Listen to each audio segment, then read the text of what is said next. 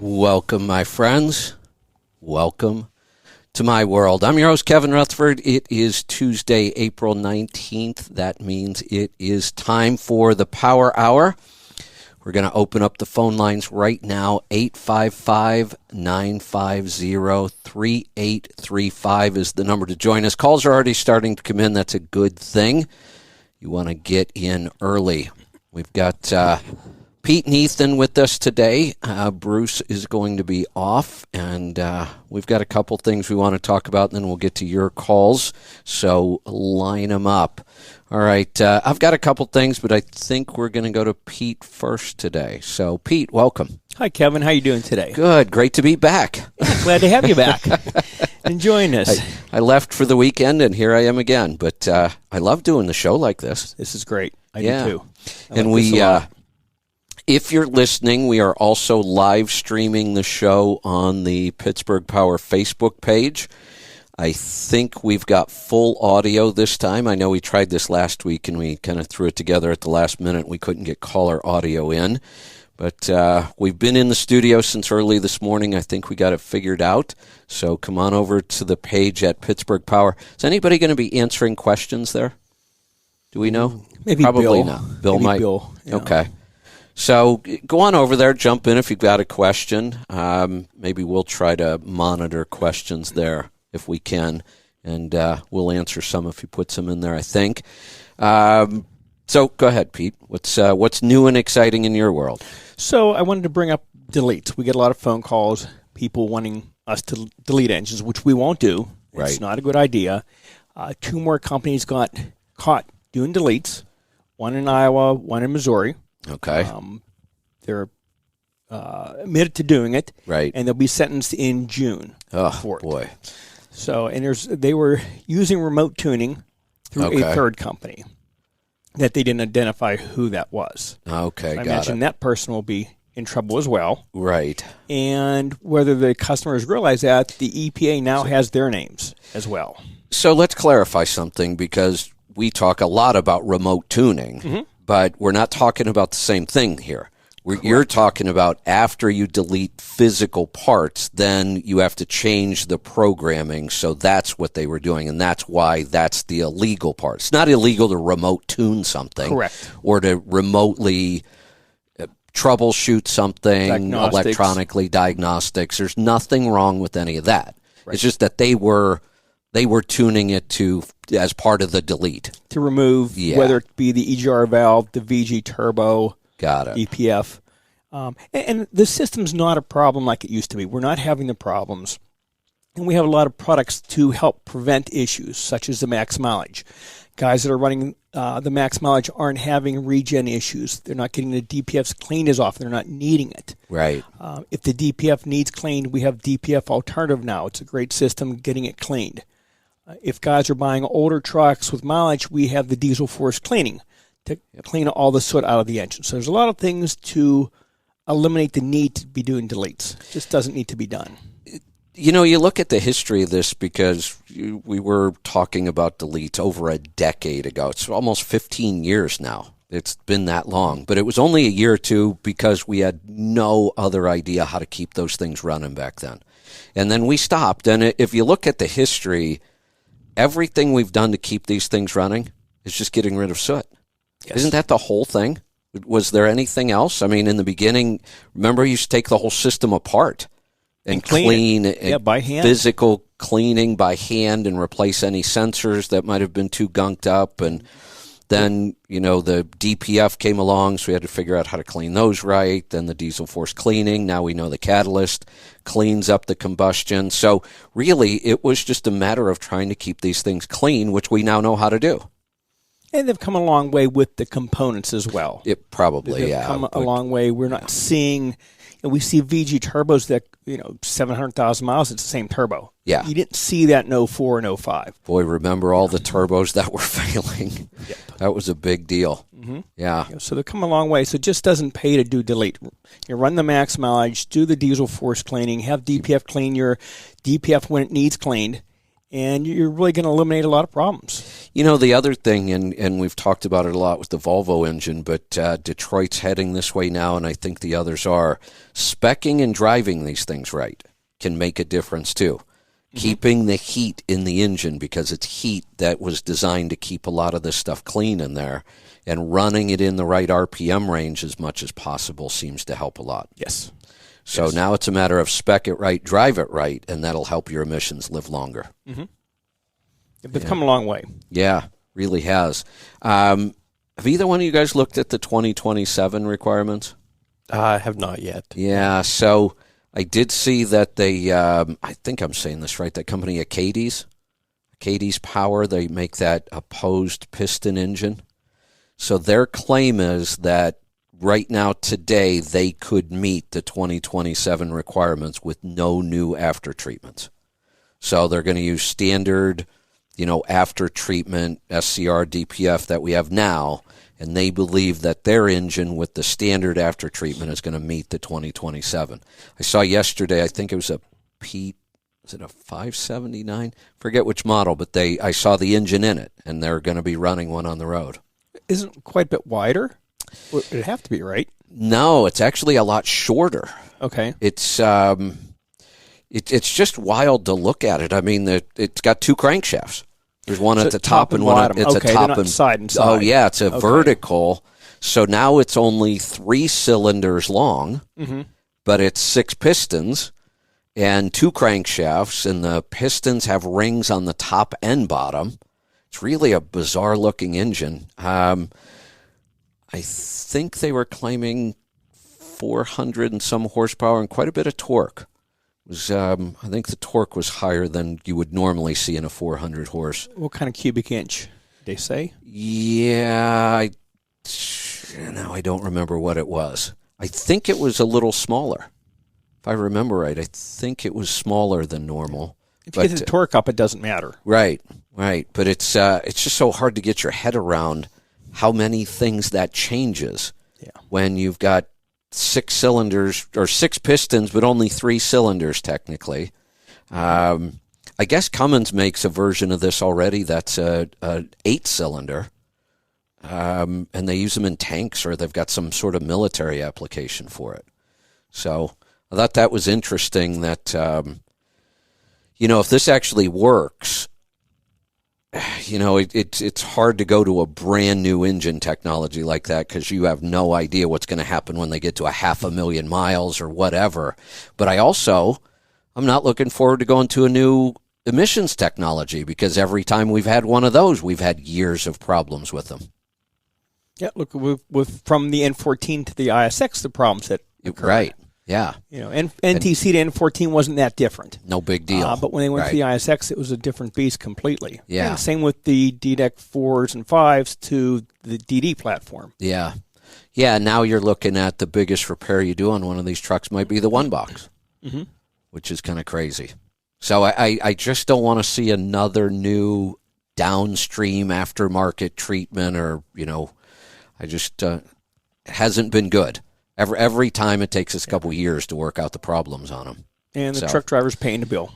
Yeah, exactly. Yeah, and the problem's getting worse because the cost of everything getting fixed is going up, and I just experienced it. Just trying to get into a shop is getting difficult. Yeah, I know you guys deal with it every day. It's not, shop space. It's just people. It's just getting enough people to do the work, and everybody's feeling it. So the last thing we need is another maintenance issue to deal with. Anything else? That's it. Ethan, what do you got on your mind today? Oh, we had a really cool little project come in, benefited everybody in the end there. So fuel mileage is always the name of the game, and tunes oftentimes can lead to fuel mileage. Right. But a bad tune can do just the opposite. And a lot of those too, to touch on the deletes there, you get a bad one where somebody, messes with the timing, adds a whole bunch, and doesn't quite know what they're doing because they've never actually worked on the engines and they're just a computer person. Right. And yeah, you can cost yourself a lot more money in the end than fixing it right. Yeah, I'll bet. What was Was there something specific wrong with this one, or? Well, this was just a Cat Acert, everything on it, and it Okay. was only getting about 4.5 miles to the gallon. Oh yeah, sounds familiar. Yeah, not Not uncommon. Yeah. Now the nice part is when the truck is here, we can put it on the dyno, Right. run it, and then actually get lifetime fuel mileage numbers at like 100, 150, 200 horsepower, which is about what we did. Right. And then we can make changes and then view what the new fuel mileage numbers are. Okay. And then run exactly the same test, same RPM, same horsepower, same torque, Got it. same duration, and then look and say, hey, did the calculated numbers at least come Right. up? Right. So we're talking about calculated numbers out of the truck's own ECM, correct? Yes. Right. So we've talked about this over the years. Those numbers used to be horribly inaccurate, Used to be. and or you couldn't predict. And sometimes you'd check a truck and you'd go, "Oh, look, the ECM's really close to the real thing." Then the next truck would be 3 miles to the gallon off. I've seen some horrible numbers. Yeah, and they're hit or miss. Now, Right. a lot of times, too, if someone goes in there tuning and doesn't adjust for that, that's Same useless. thing.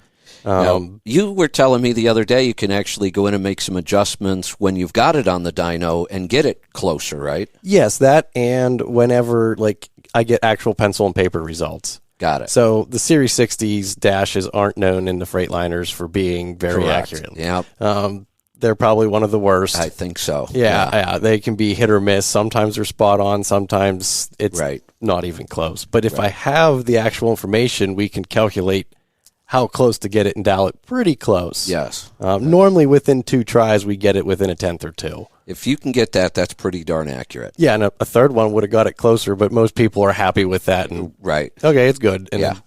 happy, walk away. And Yeah, when it comes right down to it on the road, we can't measure a tenth or two.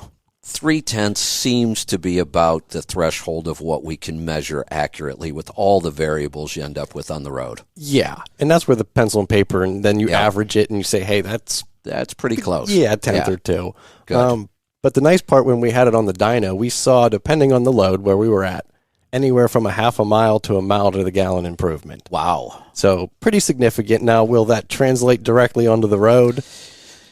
Some, but It's good information. we made the number bigger. Right. And that's the goal, is to say, hey, we made it more efficient.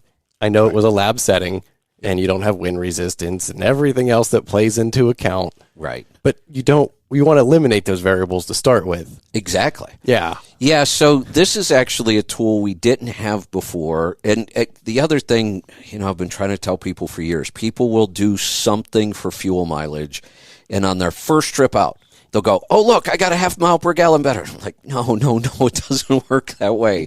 There's way too many variables. We would try to do 30-day averages. But that's difficult too, because you got to get a good 30-day average before you make the change, and then you got to get a good 30 days after with no other changes. Like something as simple as you blow a tire, put a new tire on. Well, you just change the rolling resistance on that tire. Yeah, and every little variable plays into it. And there's so many variables. And the weather is just, unpredictable. Yep. And so you got to really get a big average before Right. you can say, hey, I'm this, I know it didn't work, or it did work. When I was able to do the best testing for fuel mileage was when I had 3 trucks on at FedEx all running the same route every day.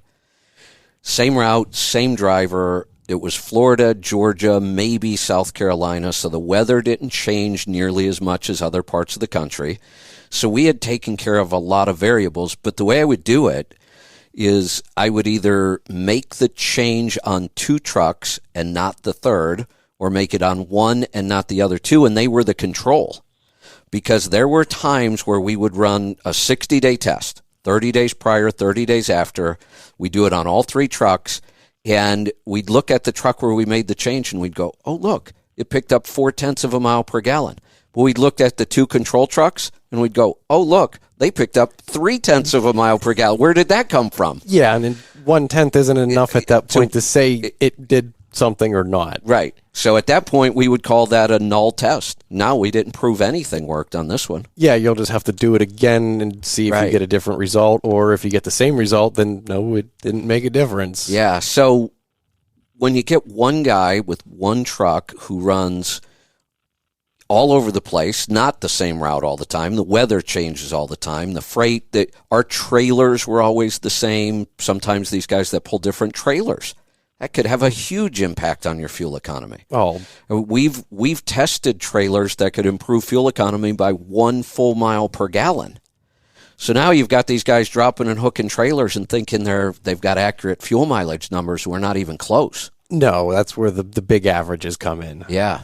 So the ability now, which we've never had before, of at least getting some numbers off the dyno, it's one more piece of information. And a dyno is a very useful tool. Yeah. I mean, every tool has its limitations.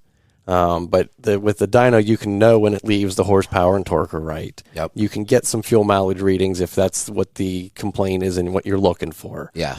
Did I make a difference in the lab setting or did I not make a difference? Exactly. And just overall, you can use it for a couple things. I mean, vibrations, fan issues, you name it. It's all there. Yep. Hey, is the dash actually reading right? Looking for a boost leak. Yep. Is it doing the right amount of boost in the case Right. under power? Right. There's a couple limitations, though, like checking for heating issues. Sadly, that it doesn't work on a truck that likes to heat up because Right. the lack of airflow. Right. Every truck will run hot on the dyno a little bit than it does down the road. Yeah. So one thing it definitely can't do. And it's hard to buy a fan that can move air at 60 miles an hour. Yeah. So Lots of volume of air at 60 miles an hour. I've had them quoted. Have you? Yeah, I think about 5 years ago, we talked to a company. I was just curious. Right. And, the first problem is you have to bolt it to the floor. Because it'll take off It'll across go the the parking other lot. way. Yeah, That's right. And next, it's about $60,000. Yeah, that's a little expensive, I would Yeah. say. And then how do you get the truck in and then get bolt that rebolt thing in front of it. Yeah, it's not worth that investment. Maybe there.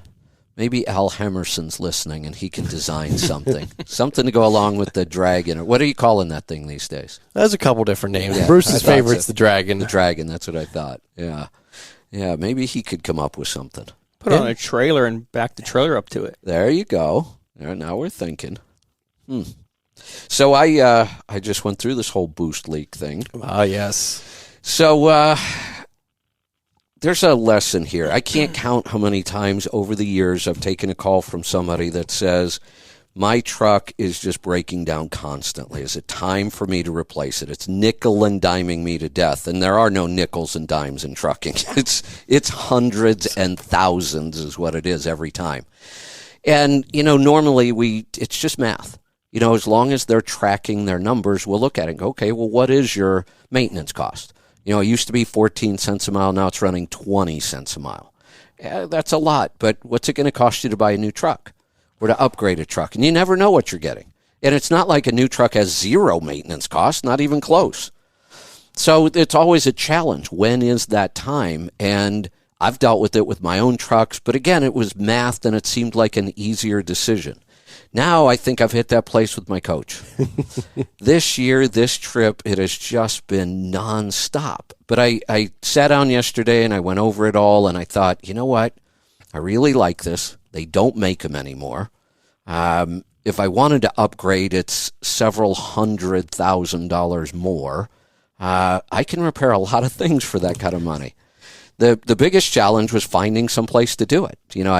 I really only like the factory in Oregon to work on it, but last time I made an appointment was 2 or 3 months ago, and it's still out at the end of July before I can even get in. So I left here on Friday thinking I had everything fixed and was running great, and all of a sudden I started losing a lot of boost quickly. So I stopped on the side of the road, and it was Friday night. No parts are open, but I tore into it, found an exhaust clamp busted. I didn't think that could be the whole boost thing, though. So I got the clamp on Saturday, and sure enough, I was still only getting about 14 pounds of boost. So I was shocked that there had to be at least 10 shops in Somerset. First off, nobody really had anybody that could look at it. It was one of those things, we're really busy. If it's an emergency, we'll look and see if we can do something quick. And I said, well, the first thing we have to do is find the boost leak. I said, can you pressure test? Or I asked if they could smoke test, knowing that truck shops can't smoke test usually. And they looked at me like I had 3 heads. Like they didn't even understand how to pressure test the system. And I thought to myself, what did they do to find a boost leak then? And it's so basic. I know. I mean, it's literally the easiest thing to find a problem. Yeah. And we see that all the time. And, it's hard enough on a truck, but when you look at the plumbing that's in mine between the twin turbos and the fact that all that plumbing is hidden, you can't get to most of it, trying to physically find that boost leak would have been impossible. I mean, how would you even begin to start? And I actually had one mechanic tell me, it could just be a tiny little pinhole in one of the boots. Ooh. And I'm like, you got to be kidding me. I've lost 20-some pounds of boost. That's not a pinhole. We've got a big blowout somewhere. But I wasn't able to find it until I just decided it made more sense to drive the 60 miles back here. So I got back here yesterday morning, and 15 minutes later, we knew what it was. Blew out a charger cooler. That's 15 years old. So I think I'm just at that point. It's time. I'm just going to start replacing things. I'm going to actually go through and start replacing things before they break. So I'm going to make a list, and it's nice that I can do it here myself. So now you did good for the air-to-air. I mean, we see air-to-airs that don't go that long. Yeah, exactly. Did very well. Yeah, to have it on there for 15 years, and and it may have been leaking a little bit before, and we didn't even notice it. Who knows? We didn't test it last time because without tearing the bedroom apart, it was almost impossible to find a place to test. Yeah, we had to come up with a really unique way last time. Yeah, we kind of did it differently than the normal. We did it on the intake piping. Yeah, and it took a while. Yeah. So and you couldn't get the pressure up the same. Right. Because you're not clamped directly to the turbo. The other pipes are meant to be under vacuum. Right. And you can't go over tightening because they're all aluminum. Yep. And they're not very thick. So, you don't want to break apart on that because you'll be waiting for that for a while. Now I've got the tearing the bedroom apart down to a science. I know where to put the mattress. I know where to put the doors to get them out of the way. I can get into the engine in about 15 minutes now. It's not that big of a deal. So, and once we got in there, we were able to smoke test it in a matter of a couple minutes and found the leak. Now the challenge was the only charger cooler in the country was in Oregon. Ironically. Yeah, it's where I should be, but I'm not. So we had to put a charger cooler on an airplane to get it here. That's not cheap.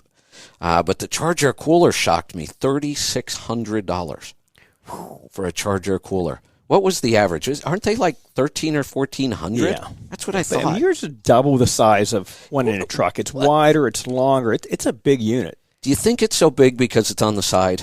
Partially, and the engine that's in there. So the ACERT makes hot intake air temps because of the twin turbos. You're compressing it twice. Yeah. So in order to cool it, and it's on the side, so you don't get a lot of airflow over there. That's why it's so big. Yes, and the combination of the two factors together. Yeah. Bigger is better in this case. Yeah, and it's so big, and it's one unit with the radiator, the charger cooler, and the AC condenser, and the whole thing has to come out through the bottom. So we got to figure out how to get the coach up high enough to get all of that out through the bottom. Plus, you have to disconnect all that stuff. It would be so much easier if I could just take the charger cooler out. Now I have to take off AC lines, coolant lines, all of that stuff. So that's going to be my week. After hours, I just pull it into the garage and start working on it. So, all right, anything else? Was there something else you were supposed to explain? No, I think that's it. That was it? I think so. Okay. All right. So we're going to go to some calls then. Let's get started in Michigan. Tom, welcome to the program. Hey, Kevin. How you doing? Good. What's on your mind today? Oh, I seen you down at the Louisville Truck Show. We had a booth set up, kitty corner across from Bruce's. And I got a chance to show Pete and Bruce. I've got a self-cleaning taillight that I was wondering if you could take a look at one time. Self-cleaning taillight. Did you look at this, Pete? Mm-hmm. Yes, what do you think? It's a great idea. So, and it's cleaning the ice and snow off, not dirt. And, of course, the LED bulbs don't get hot enough to melt the snow. Good point.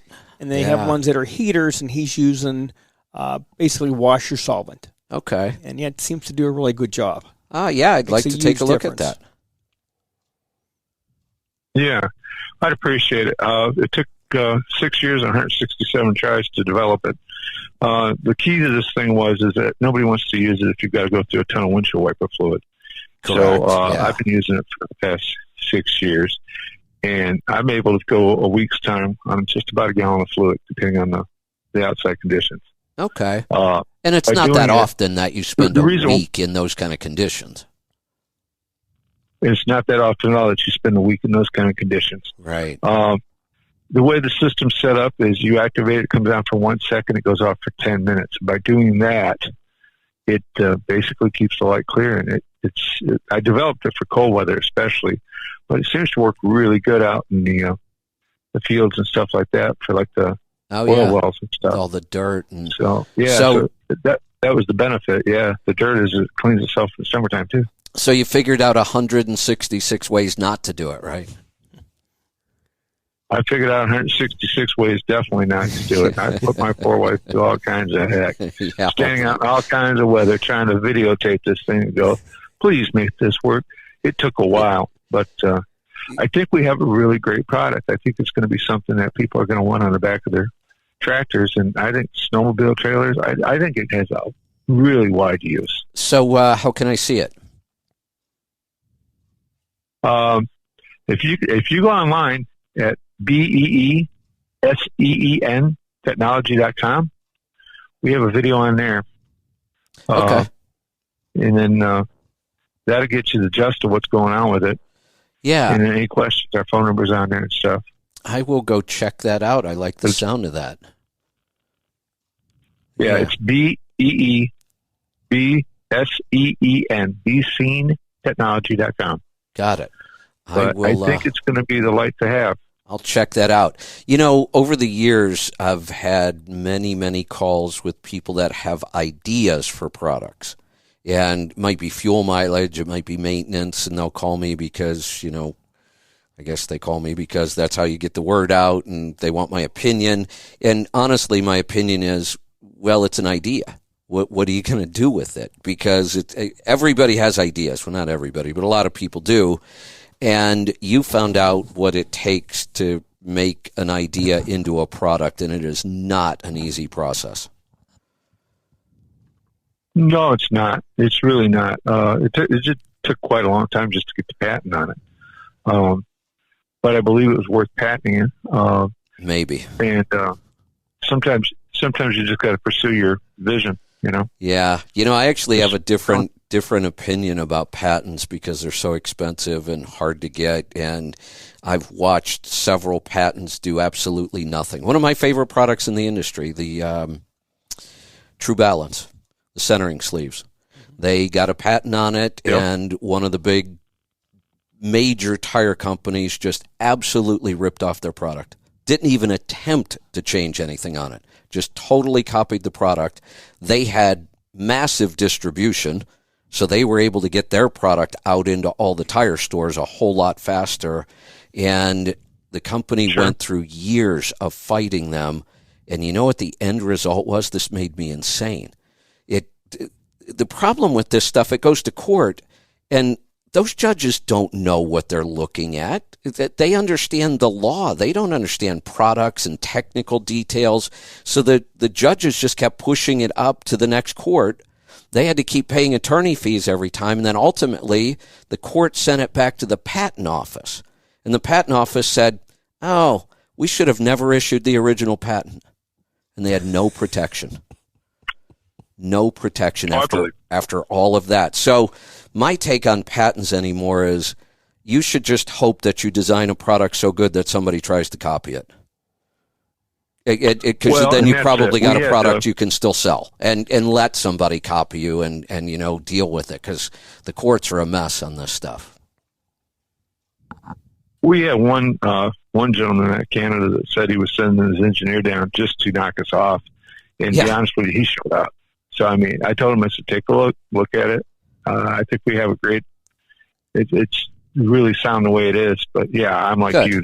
Good. Just because you have a patent doesn't really mean anything. No, you just got to get it out there and market it and hope that it's good enough that somebody wants to copy it.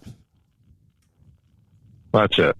That's exactly it. I will, I'll go check this out, and I may be in touch. I appreciate it. Thanks for everything you guys are doing over there. You're welcome. Especially, I want to shout out to those guys at Pittsburgh Power. They've helped me out a lot. Excellent. Thanks, guys. Excellent. Welcome. All right. Thanks for the call. Let's head off to Washington this time. Brent, welcome to the program. Hello. What's on your mind today? I had an oil sample. I'm a brand new owner operator. It's a brand new truck. I have about 40,000 miles on it. I listen to you guys. I try to follow your advice. For example, I've been using the catalyst from day one.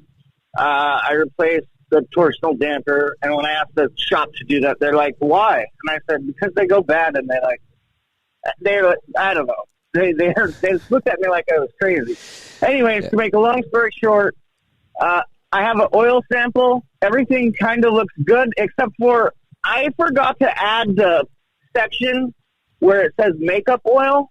I just didn't see it or something. My paper was folded in half, and I didn't even know that existed. Okay. But I'm using about a gallon of oil every week, which is about 2,300 miles a week. Oh, and it's been like that day one. That is not a good sign. So I'm a little confused. When did you buy this truck?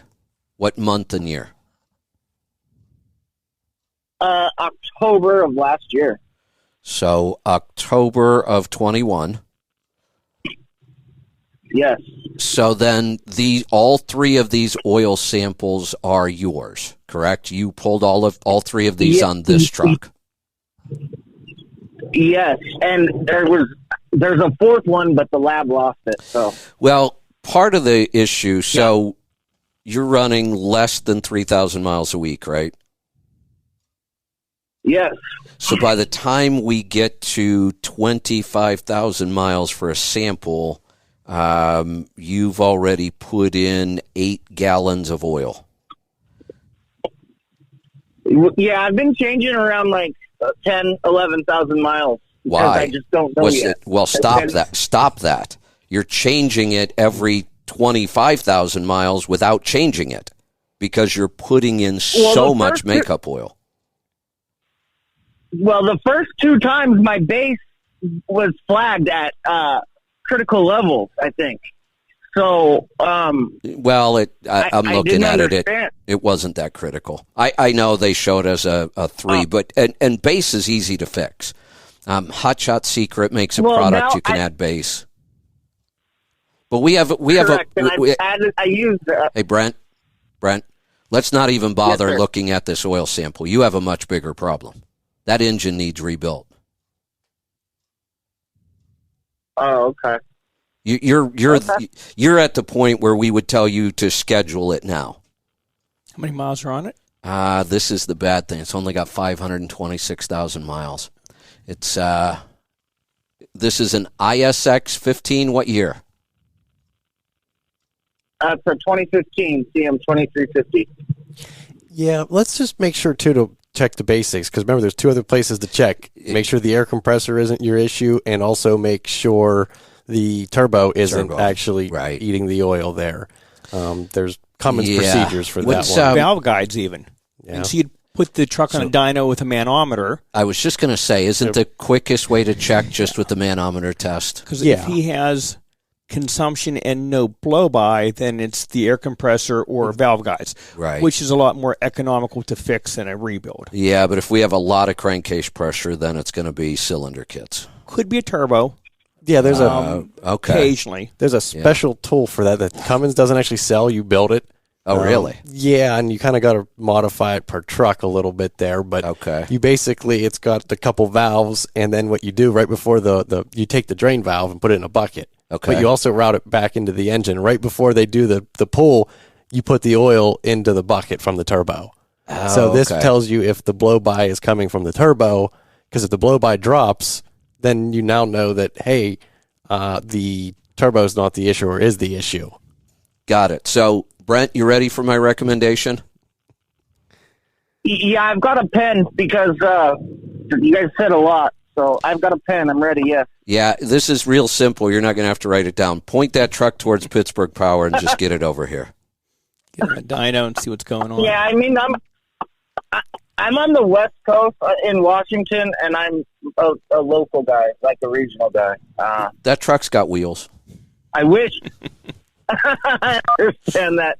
I'm a single dad of a 7-year-old, and So I kind of. do you have a good shop you trust? No, I'm learning. Like I said, I'm a brand new owner operator. I have not found a good shop over here. I've tried to call Pittsburgh Power and ask if you guys had any recommendations of a good shop around here, and I haven't had any luck. There's a lot of backyard mechanics around here. I honestly, I have not been able to find a shop. I'm dying for recommendations. Well, we'll throw it out there. Maybe somebody listening has some. I live on the West Coast, and I don't have any really good shops that I would trust with something like this. Because the first thing we need to do is what we were just talking about. You have to absolutely verify where the oil consumption's coming from. It most likely is cylinder kits. I mean, it isn't that what you see most of the time. Yes, but you hate to rip something apart and then look at it and be like, ooh, whoops. $25,000 for an in-frame now that might be a $800 air compressor. Exactly. So the first thing we've got to find is a shop that we trust to check this correctly so we know what the problem is. Okay, so I need to have them check my air compressor?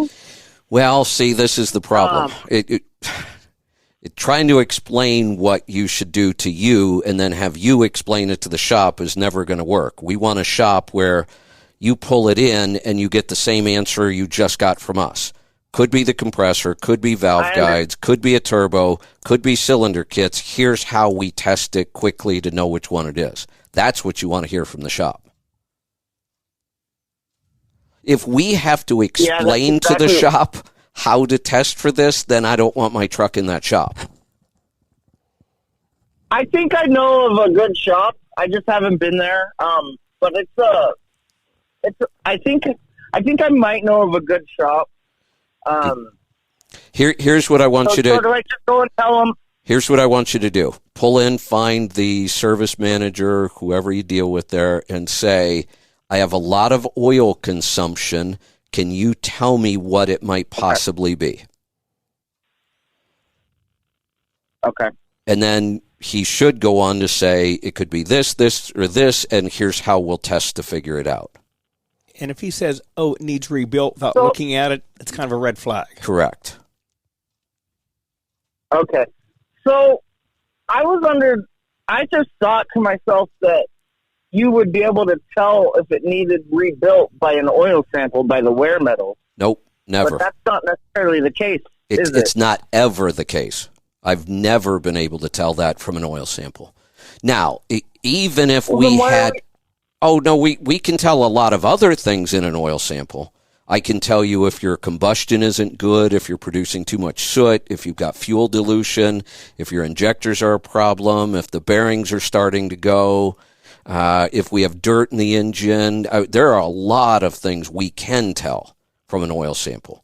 But when an engine needs rebuilt is not one of them, because typically the wear that would cause you to replace cylinder kits happens over 1 million+ miles. Yeah. Now, what are the signs? What are the telltale signs that my truck is going to blow up? I have great oil pressure. My oil analysis are coming back good. There are no signs that it's going to blow up. I mean, that's not even a really good term. Engines can suffer catastrophic failures, and there are no clues. Wow. Now, here's the thing. Catastrophic failures are pretty rare. We don't really have to lose sleep over whether or not our engine's going to have a catastrophic failure because it doesn't happen often. When an engine needs rebuilt, when we say rebuilt, we're usually talking about cylinder kits, things like that. It's just typically oil consumption that tells us. Okay. Yeah.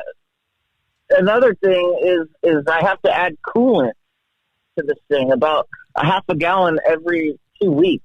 Does that help you guys figure out anything at all? Well, no, but I can tell you the good news. It's not ending up in your engine.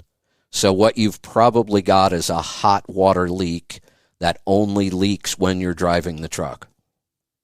All right. Well, I wrote all this stuff down, but Yeah. Basically, I need to find a good shop and tell them I have oil consumption. Can you please tell me Yes. where it's coming from? That's exactly what you should ask them, yes.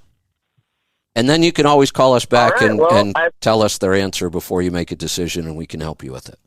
Yeah, I think I would like to, because I'm one of those guys who wasn't mechanically inclined, and I'm learning as I go. Good. So Good. I know you guys know what you're talking about. Yeah, and so this, I trust your guys' opinion more than some shop I don't really know. you know, we like to do the Power Hour because we get 3 or 4 brains in here, and these guys work on them every day, and I don't anymore. But for this question, if you get it to a shop tomorrow or Thursday or whatever day, you can call me any day. I mean, this is not a complicated issue. All right, sounds good. I appreciate your time. All right? Thank you for everything all you guys do. I appreciate it. You're welcome. Thanks for the call. Good luck with that. Hope we can find a good shop. That is getting harder and harder to do these days. It is, and one thing we should talk about real fast is Sure. the different terms people use for That's a a good blown point. up engine, a wore out engine, Rebuild. yeah. I mean, Good again, point. we talked about In frame. throw it together. Right.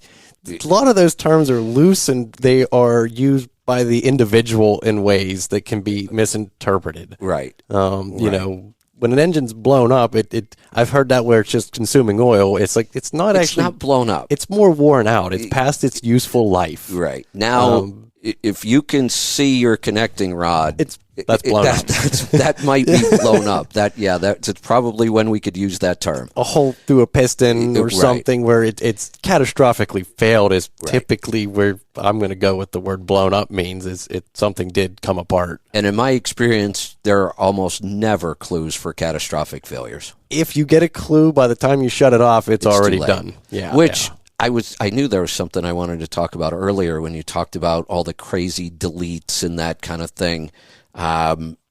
We've seen quite a few times where they turn off all the safety stops, the babysitters, so that you get low oil pressure and the thing keeps running when it shouldn't. Well, not only that is sometimes too, I've seen it where if somebody goes in and advances the timing, because lots of timing will make great power and great fuel mileage for a very short amount of time, where it actually overcame the oil pressure in the bearing and would beat the bearing out of the rod. Oof. So it's like, ooh, what's that noise? And this is one of the few times where you hear something and then, you shut it off. It's like, ooh, yeah, that's a noise of death in a couple seconds here. You're surprised it didn't come apart. Yeah. So you just got to be careful there because, a good tune can help you and then a bad tune will end up with a destroyed engine. And the problem with that is when trucks were completely mechanical and somebody did something, you could see it.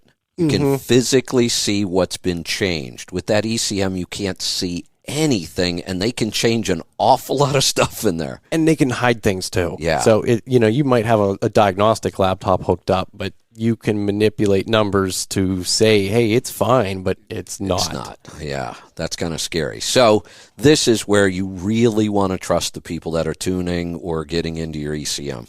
Yeah, and then having the right tools again. Some person that sits in front of his desk all day and never even seen a truck engine.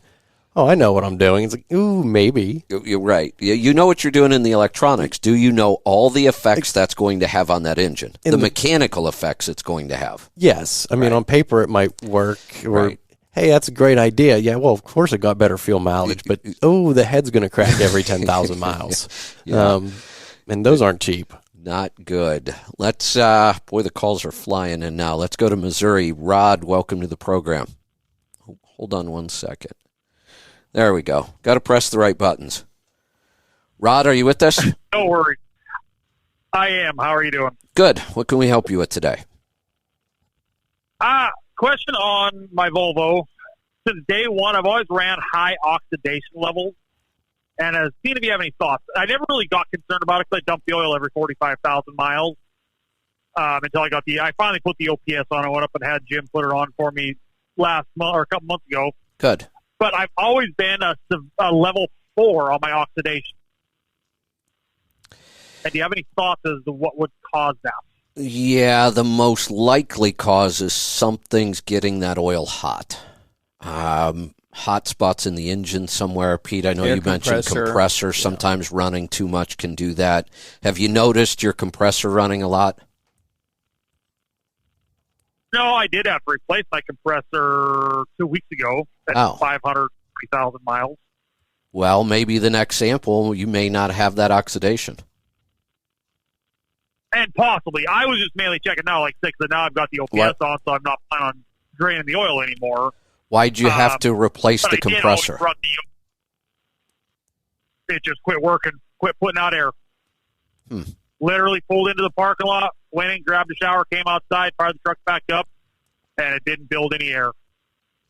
Huh, that's unusual. What the mechanic told me in Fargo is on the Volvo, I don't know if it's all new compressors on the Volvo compressors, there's a oil-actuated clutch inside there, and he says that clutch can just get weak over time, and it won't allow it to engage and keep pumping air. Well, my guess is if it gets weak over time, that means the compressor's got to run longer to generate the same amount of air pressure, and that's probably where your oxidation was coming from. Well, possibly, but like I said, this has been, because I did 45,000 mile oil changes on it, because that's what Volvo recommended, and I've sampled every oil change I've done on this truck since new, and it's since day one. Like I said, it's always been severe level 4. Like I'm looking at my last 3 samples, and it's a 39, 34, and 35 of whatever this ABS CM is.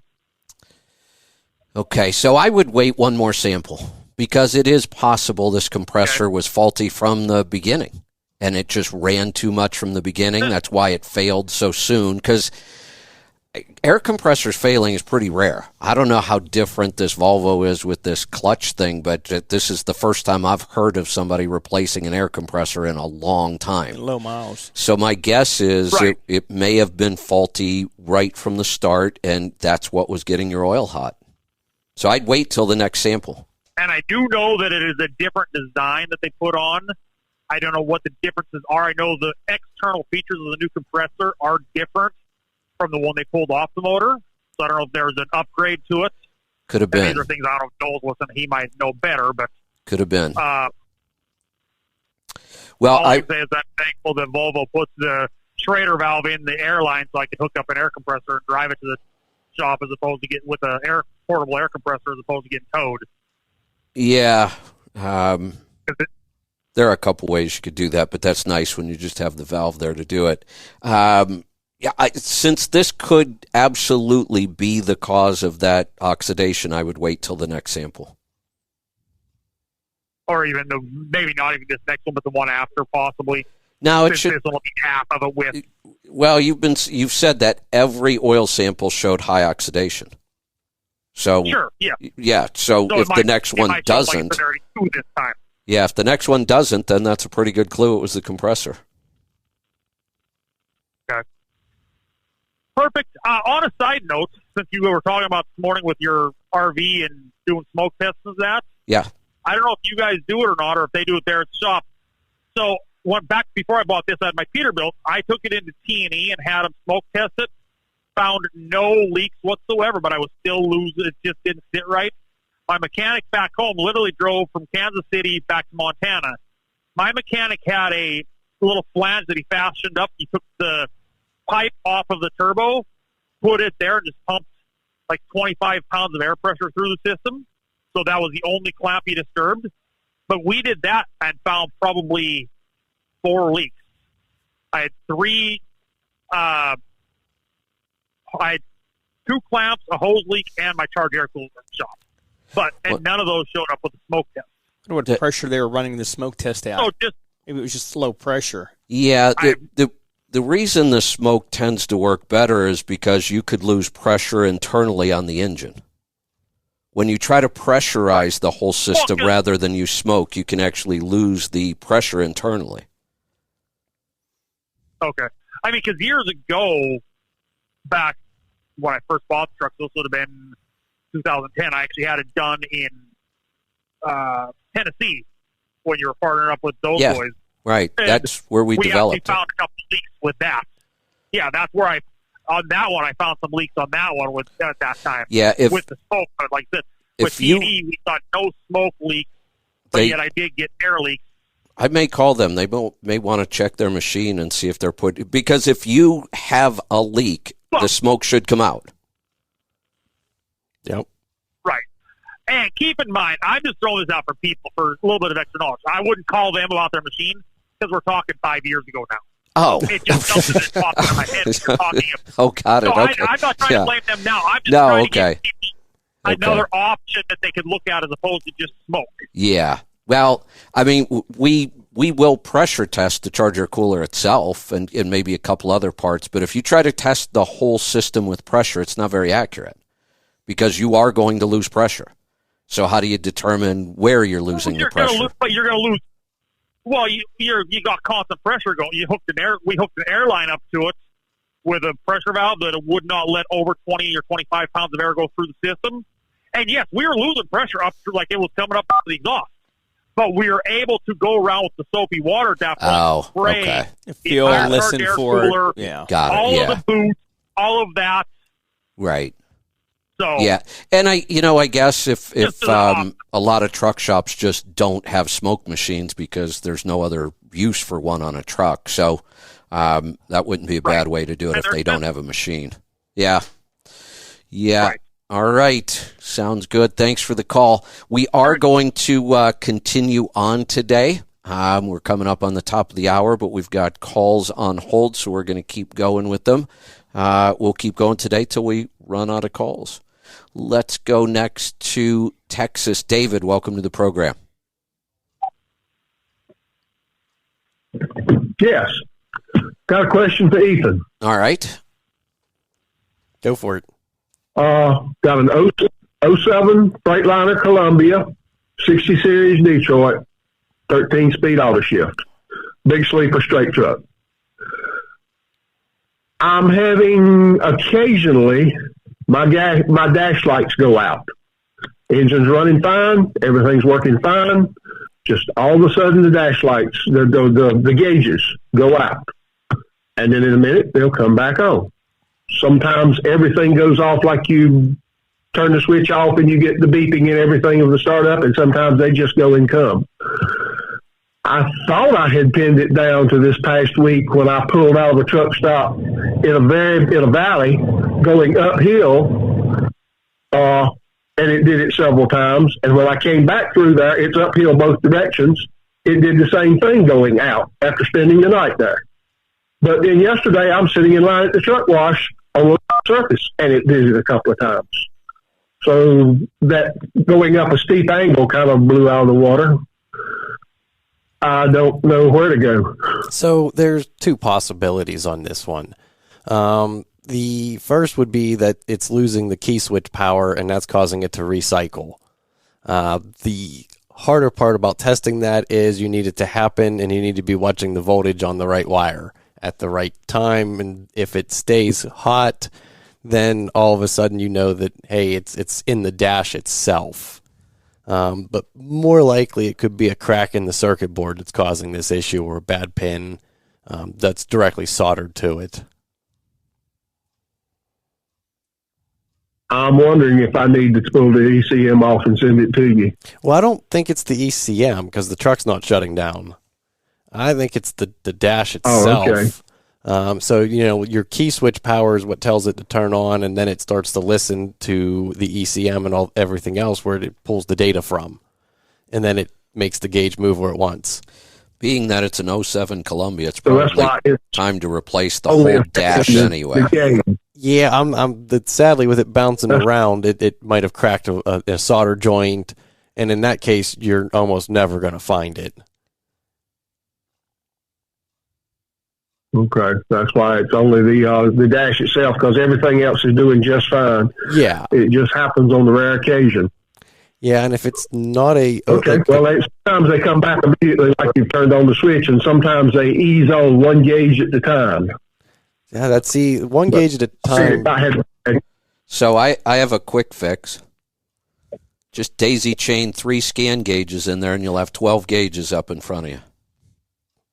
I'd fix it. Well, it's not overly concerning me because it's running fine and everything. It's just the fact that I'd like to know what it is and fix it. Yeah, it really makes me think that there's something up with the dash itself. Now, sadly, those parts are hard to find and probably expensive. At least the ones that I've priced lately have gone up and up. Some of them aren't even available, so you got to find them in a junkyard and hope you get one that's better than the one you had. I think I spent almost $6,000 on interior parts on a day cab. Yeah, and they all needed replaced, and you got to go deep down into that dash because it's all the supports behind it that break. Mm-hmm. So you've got to get deep into it. But I spent $5,000 or $6,000 in about a week's worth of work to get it all replaced. Yeah, and if it's an intermittent problem, one thing you could do is lean the dash forward and wiggle the wires behind it. Not violently or anything. Just move a few things around where it plugs into the dash and see if you can recreate the result when you're not moving. Well, I was thinking it was a loose connection behind the dash until I noticed it. I always did it going up a steep hill until yesterday. Yeah. So if you don't think ECM's a problem, I'm not overly worried about it then. No, there's no. If the truck's not shutting off, it's not the ECM in that case. Okay, good. I was thinking maybe it might have got water in it, and that steep incline put the water in the proper place to short something. No, the okay. Common issue on those ones is a bolt falls behind the ECM, and then the truck will do funny things. But that's engine related. Shut it off, not run right, things along that line. Okay. Appreciate the information. You're welcome. Thanks for the call. Let's head off to Kentucky this time. Philip, welcome to the program. Well, good morning, guys. How you doing? Doing good. What's on your mind? You're probably gonna laugh at my problem. I can't get over 8.5 miles to the gallon with my truck, and it's really boggling my mind. Well, given certain circumstances, the truck, the engine, the type of freight you haul, how fast you drive, there could be lots of reasons why you're not getting more than 8.5. Well, I haven't done any mods. Well, I shouldn't say that. I had JR tune the truck about a year ago. I put an air dam on top. And my biggest savings on fuel was the cheapest thing I bought, and that was a turbo boost gauge. So when you say an air dam on top... Nothing else comes out of this call. Go ahead. What kind of an air dam? It was a mid-roof... just a mid-roof sleeper. So I put the factory cap on top, so just a factory fairing. Yeah, I just wanted to make sure it wasn't some sort of aftermarket wing or something like that, because those things can actually make things worse. So given the fact that you haven't done much, 8.5 is a pretty darn good number. Yeah, no, absolutely. And now it's really upsetting me that I can't do better. I think I'm topped out in what I can do. When you say you can't, but you haven't done any modifications, what have you done that you would expect to get better? Right, I'm pretty much topped out, I think. What I have. Why? You haven't. You just admitted you haven't made any modifications except a tune and an aerodynamic fairing and a boost gauge. And I'm 100% agreeing with you. Okay. What I have right now, so now I need to look at like an intake or an exhaust manifold. Yeah. So your question really is that. Your question is, what can I do now? Yes. Got it. That makes more sense than I can't. I thought you were trying things and nothing was working. Well, nothing's working with what I have right now, so now I have to expand. I've got to start adding stuff. All right. So tell us what truck, what engine, year, make, all that stuff. Transmission, gearing. 2015. Yeah, it's a 2015 ProStar with an ISX. JR tuned it to 600 or so. I like him. He gets a little aggressive with his tunes. Super singles, It's I got a tag axle, Transmission? 10 over, Rear ends? 250. 250. So you're not using 10th at Yeah, all. Awesome. Not really. I mean, I can, but no, not really. It lugs it down too far if I use 10th. Yeah, well, I was going to say a 10th gear with an overdrive and two. Now, I'm sure it's a double over, a .73 final ratio. So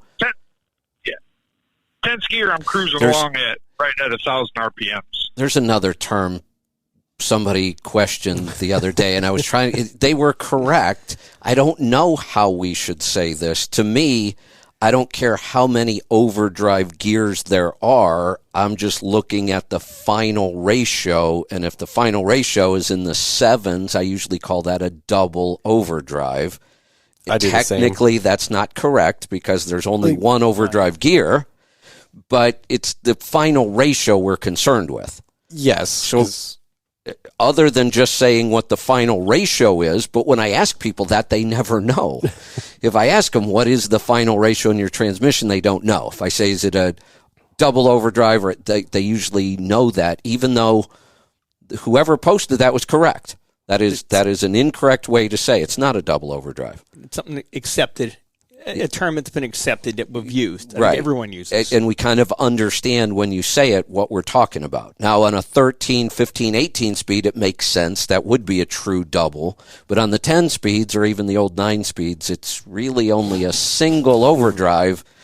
The final drive. But the final drive is what we would call a same double. as a double Right. over. Yeah. So I get it. That was another term that gets used incorrectly, but we kind of understand it. And can be confusing sometimes. Yeah, it can be. So this is a pretty darn nice setup for fuel mileage. That's why we're getting 8.5 already. You've got good aerodynamics with the ProStar. You've got a good drivetrain for fuel economy. I assume you're driving it correctly. Fleet air filter. No, I have bought nothing for the truck. Okay, Not so even a filter. a couple things that aren't very expensive at all. Fleet air filter will help. I'd put an OPS on it, switch to synthetic oil. We could pick up, maybe 4/10 between both of those changes.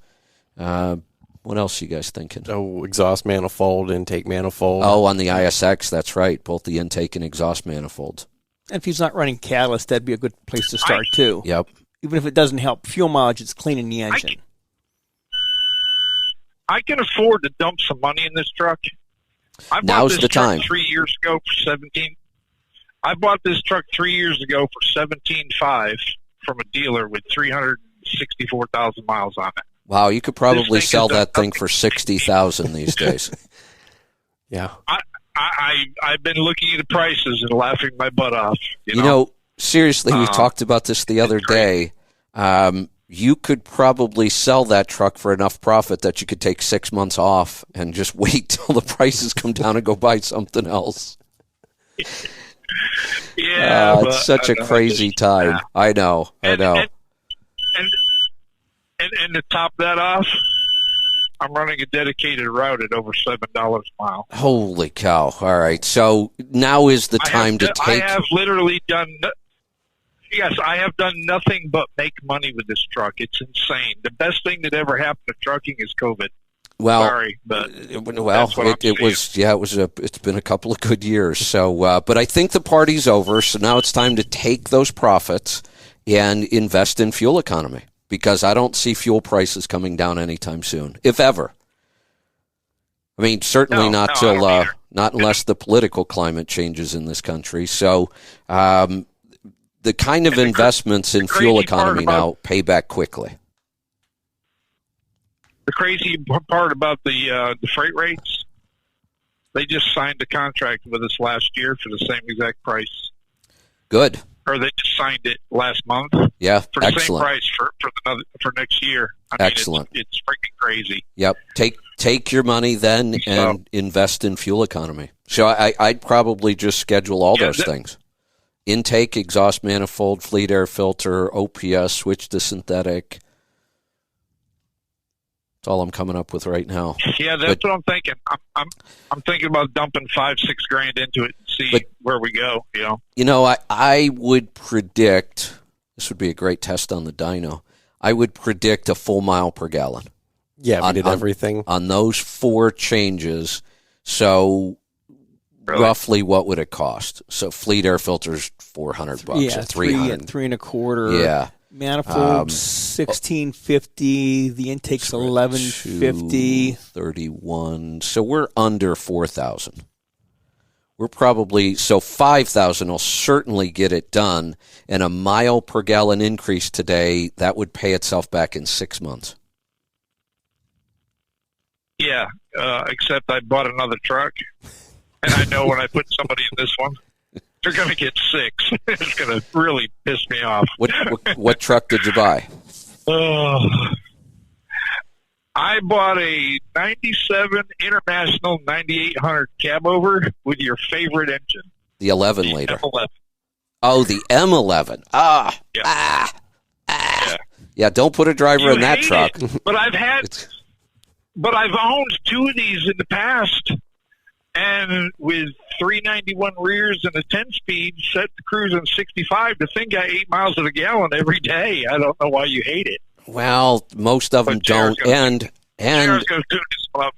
it's not unusual to rebuild those at 600,000.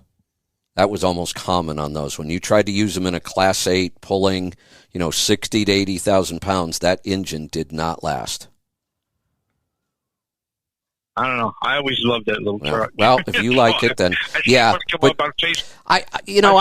up on Facebook Marketplace, and I grabbed it. Yeah, I doubt that you're going to lose 2.5 miles to the gallon from the driver. I mean, if you do, just fire him because there are bigger problems. Yeah. Now, the driver's probably never going to get the kind of fuel economy you get, but I wouldn't expect to lose that much anyway. And like you say, there's still a mile per gallon you could get out of that truck. Let's go to Buffalo this time. Steve, welcome to the program. How are we doing, guys? Good. I recently just purchased a brand new motorhome RV with a 6.7 Cummins in it.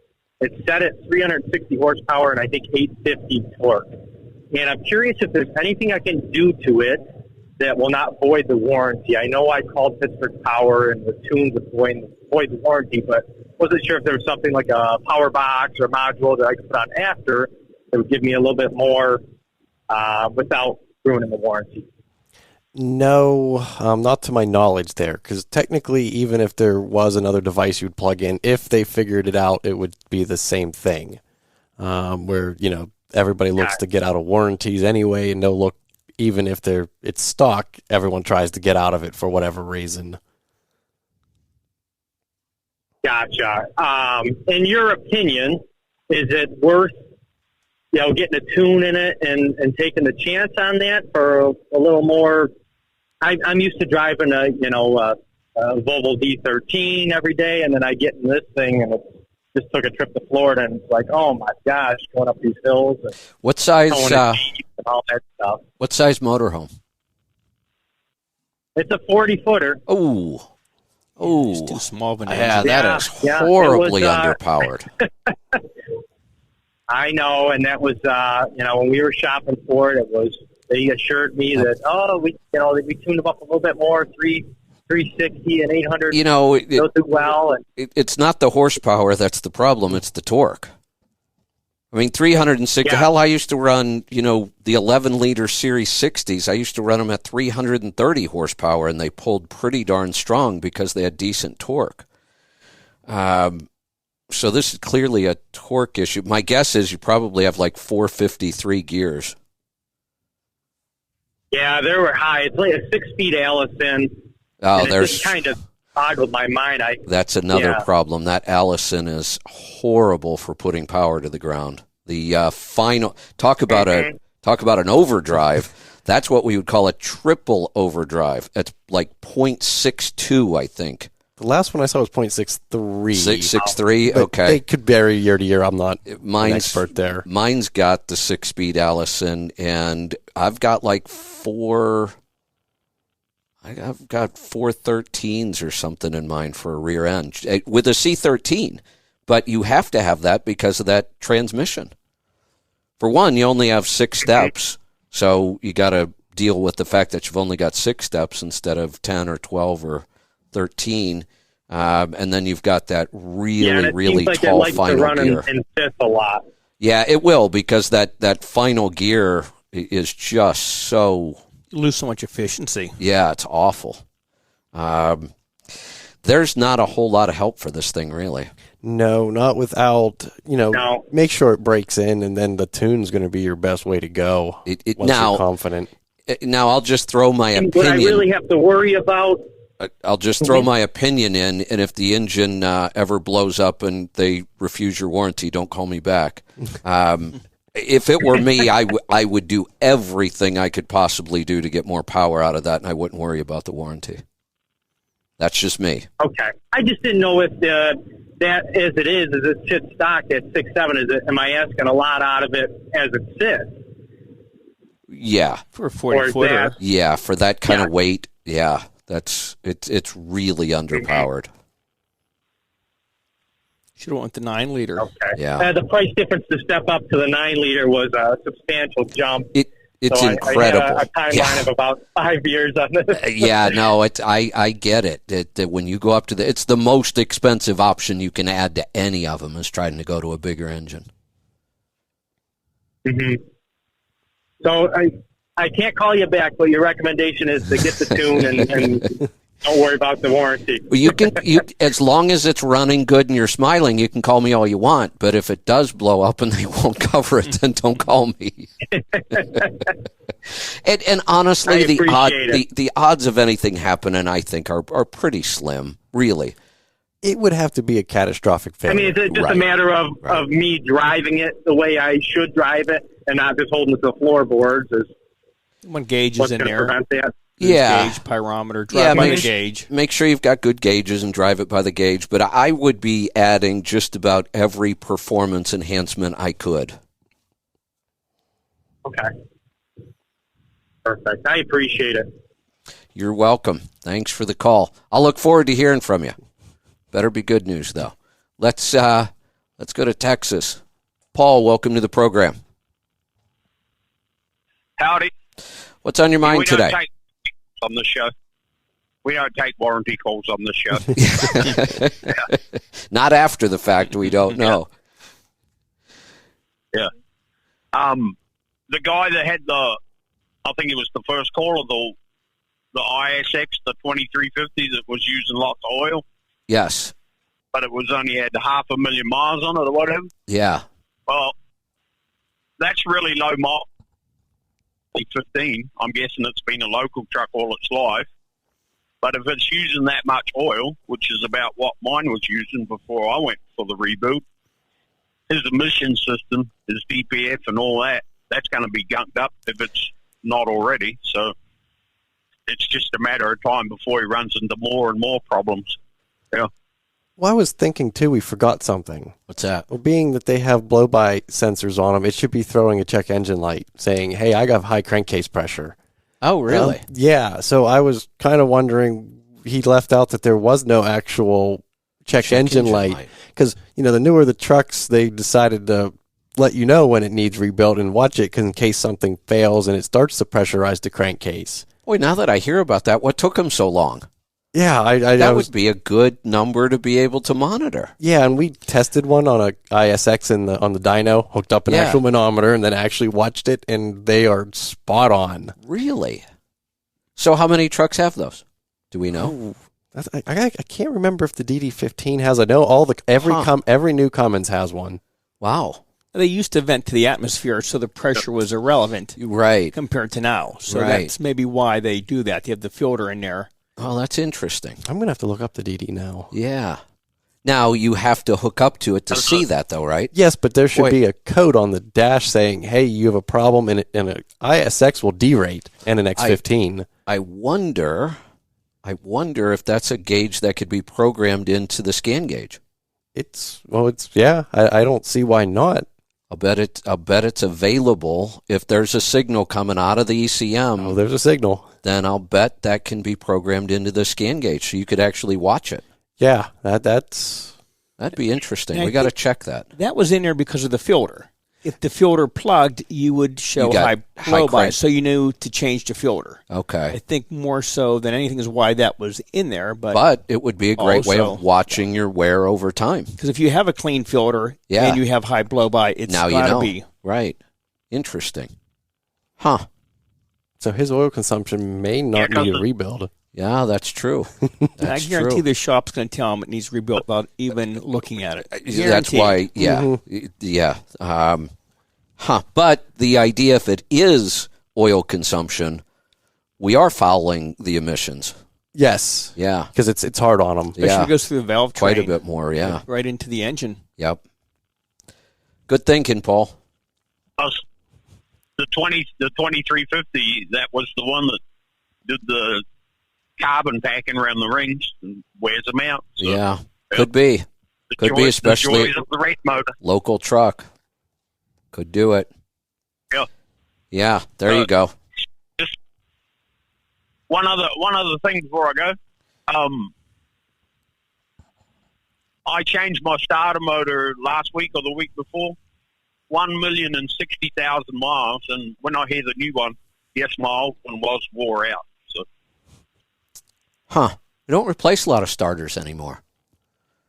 I well, 1,060,000.